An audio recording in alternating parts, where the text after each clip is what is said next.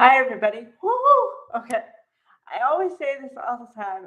I totally overuse it, and I know I do, but hold on to something because whoa, it's really good today. I swear I think we have a new writer because wow, was it like boom, boom, boom, boom, boom, the whole episode? I literally was on the edge of my seat, didn't want to move the whole thing. Okay, because we had like a it seemed like in real time, but it was a nightmare.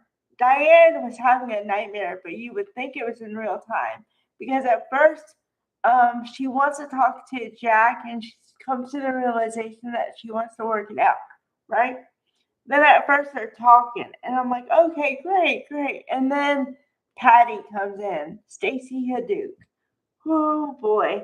Okay, so then that's where the nightmare comes in because Jack reveals the news that he's given up on the relationship between him and Diane in favor of Patty. And Susan Walters Ashby looked like she was having a nervous breakdown. So kudos because that's some chops. Okay. The reason why Joshua Morrow gets my hashtag today is, well, two reasons. I kind of feel bad. I've been giving him a lot of crap lately. But also, man, did he pull out a performance today? Oh boy. Okay. Now, I have been saying for at least a week, I know. What are they doing with Joshua Morrow? Okay, today is your example, ladies and gentlemen. Okay, because that man, like I said, can act his off. And he did. Because you saw the picture of a broken man. I swear to God. Okay? He wants to get rid of unalive Matt Clark. We all know that. Okay? So I thought, who's going to be the voice of reason here? Like, who's going to say, no, you shouldn't do it? Because you have to remember, Adam tried to no avail, right? Okay, so then Victor finally comes in. Eric Braden. Eric Braden. Okay, that man can act with anybody. Okay, and I totally feel the relationship between Joshua Morrow and him. Forget the character names. I feel the bond from jump, man. Okay, and he's like, you can't do this. You can't do it because you're supposed to be the heir apparent. I'm going to leave everything to you. I'm not going to be here very long, I don't think. And I'm going to leave everything to you. And I was like, whoa. So, yeah.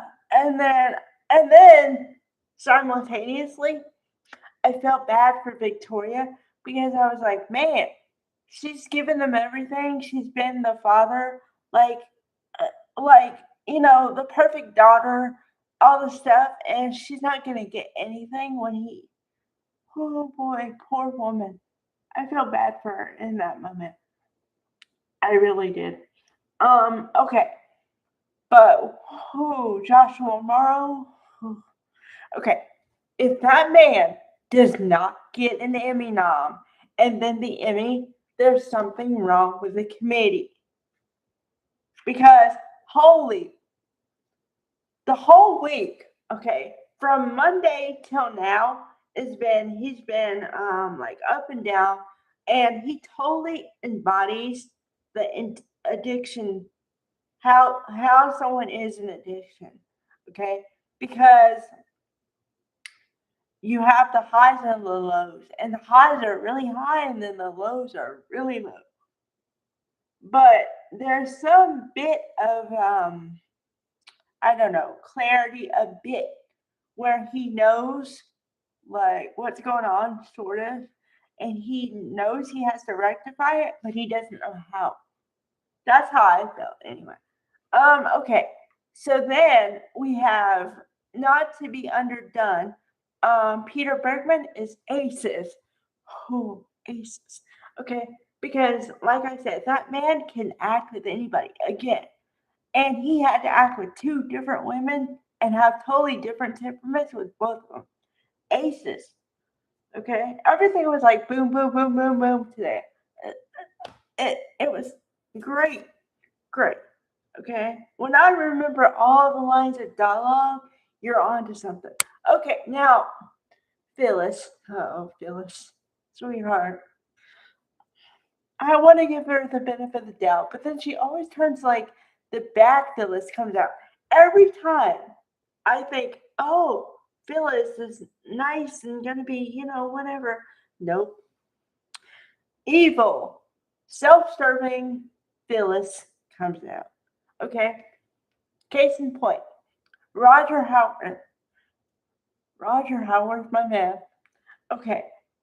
He's trying to figure out who he is still. Okay. And I love the fact that they're trying to do the slow burn, but I understand they can't do the slow burn. So okay. So he's trying to figure out who he is. But then in the back of Phyllis's mind, apparently, although I didn't think this way, because like I said, my problem is I try to give everybody the benefit of the doubt, but then their true character comes out, and I'm like, oh, yeah, I kind of forgot about that time. Because she comes across as, um, well, I just want to help you. I'm going to help you. Yeah, I'll help. And then in the back of her mind, like I said, she's working on, I can use this in my own, for my own purposes and get a leg up on Victor, and then I'll have some leverage. So she's going to use a man and his whatever, like memory loss, amnesia, to her advantage. Okay, now, oh boy, um, that is like the lowest of the low. Besides what Jack is doing, Jack and Phyllis are kind of on the same plane here, and the reason I say that is because, and I knew this was coming, I just didn't know how it was gonna come to fruition. Totally. Okay, but here it is. So Jack is going to get really close to Patty, make her think whatever, like he thought he liked her or whatever, so she'll keep talking and then use everything he has against Victor again. So every point of like whatever is like uh, against Victor. Like everybody wants to take Victor down. Everybody. And I mean, I can kind of see it, but the people I feel worse for are the people who are going to end up being collateral damage in all this, being Matt Clark and Patty. Because no matter what somebody did to you, I believe that somebody can be redeemed. Okay? And the fact that these two people, nice people, are going to be used, I'm not really, whatever. It's nice. I guess it's kind of nice to watch, but it's not nice to watch if you've been used before. So I don't know. I'm kind of on both sides on this one. So, but great, wonderful acting performances all around. So kudos everybody. Oh boy. All right. Bye everybody.